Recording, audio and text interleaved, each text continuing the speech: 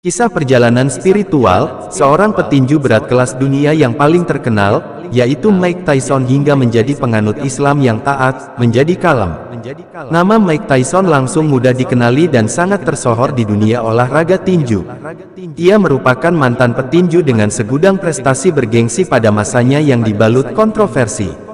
Islam menyelamatkan hidupnya yang sempat terpuruk karena terjebak kasus hukum.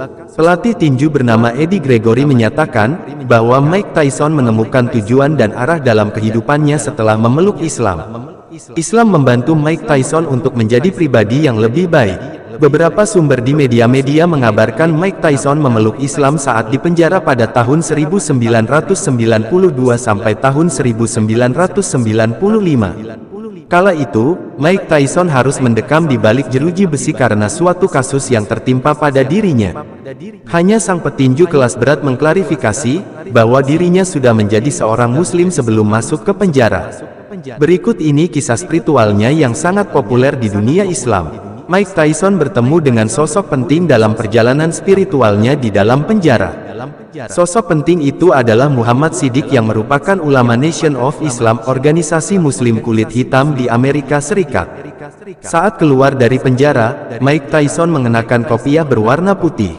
Ia menunjukkan kepada dunia bahwa dirinya adalah seorang muslim. Setelah keluar dari penjara, Mike Tyson menjadi lebih tenang dan sabar. Perubahan sikap Mike Tyson dilihat oleh Eddie Gregory yang kerap mengunjunginya kala berada di penjara. Islam memberinya tujuan dan arah, ucap Eddie Gregory, melansir dari The Guardian. Ex-superstar NBA, Hakeem Olajuwon, bercerita soal perjalanan spiritual sahabat dekatnya. Dia memeluk Islam. Saya melihat komitmennya. Dia mengutip beberapa ayat dari Al-Quran yang berlaku untuknya. Dia berbicara tentang Hamzah, seorang pejuang besar yang hidup pada zaman Nabi Muhammad, kata Olajuwon. Pernyataan mengenai Mike Tyson yang berpindah keyakinan juga dituturkan seorang pelatih tinju, Eddie Mustafa Muhammad, yang kerap mendatangi pemilik gelar juara dunia kelas berat termuda ketika di penjara. Muhammad menyatakan Tyson lebih kalem dan tak lagi berapi-api. Islam memberikannya tujuan hidup. Saat berjumpa dengannya kami sempat berdoa bareng. Saya tidak mendatanginya atas alasan pekerjaan, saya ke sana sebagai seorang saudara, ujarnya dikutip dari Guardian. Hingga kini banyak orang mengenal pria berumur 55 tahun itu dengan nama Mike Tyson. Padahal, dia sudah memiliki nama Islam dengan panggilannya Malik Abdul Aziz. Sumber lain menyebutkan nama Islam Mike adalah Malik Sabas. Muhammad Siddiq tahu alasan dibalik keputusan Mike Tyson tidak memakai nama Islam. Muhammad Siddiq menyatakan The Baddest Man on the Planet ingin jatuh dan bangkit dengan nama menggunakan nama lama Mike Tyson yang lebih dikenal publik. Itu keputusan Mike Tyson. Dia tenar sebagai Mike Tyson dan jatuh sebagai Mike Tyson, cerita Muhammad Siddiq dikutip dari Deseret News. Mike Tyson bukan satu-satunya petinju yang memutuskan menjadi mualaf. Ada Muhammad Ali yang lebih dulu mengambil langkah tersebut.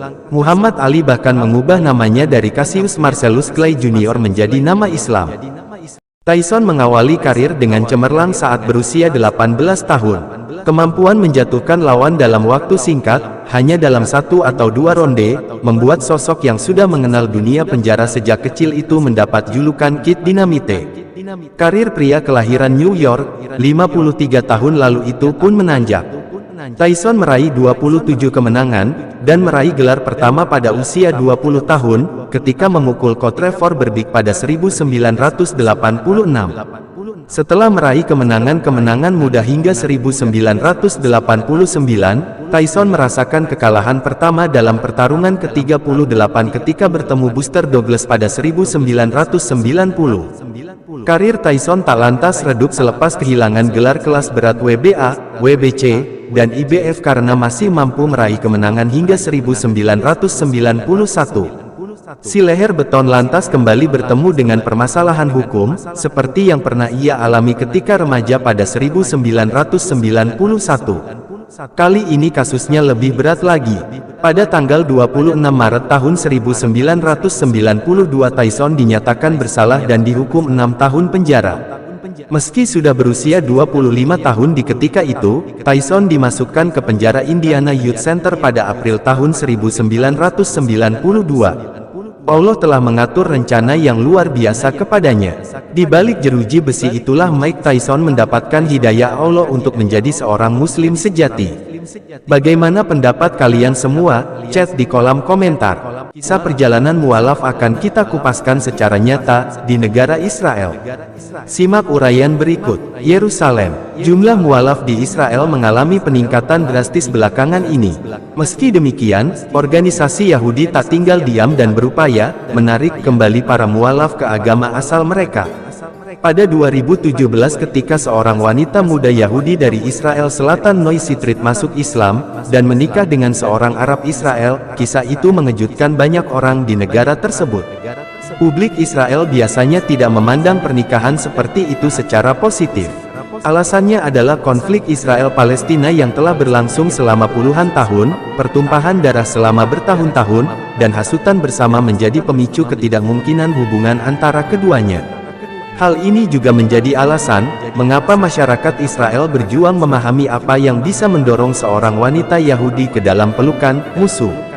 Melalui sebuah organisasi bernama Lehava, Anat Goldstein dan suaminya mencoba membujuk para mualaf kembali ke agama Yahudi.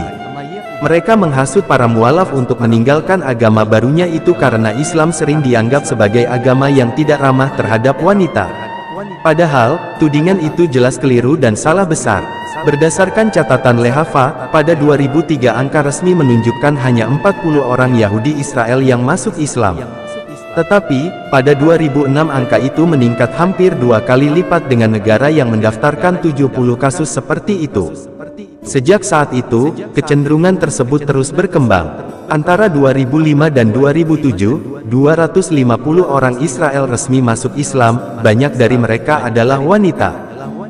Para perempuan akhirnya pindah agama karena mereka menikah dengan pria Muslim, dan ini menimbulkan masalah bagi Israel, karena menurut mereka Yahudi Israel, yang menganggap pria Islam telah mengambil gadis atau perempuan mereka untuk dinikahi pria Muslim, setelah menjadi mualaf.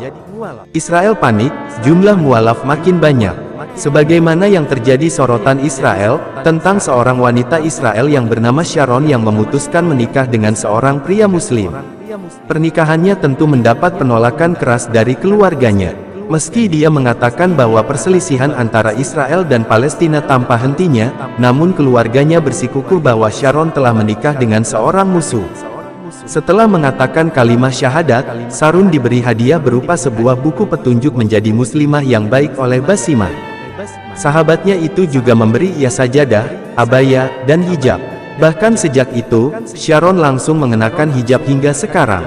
Bagi Sharon, agama Islam adalah untuk semua orang dan untuk semua waktu. Seharusnya tidak masalah apakah Muslim itu orang Mesir, Pakistan, Amerika, Arab, Indonesia, atau Palestina.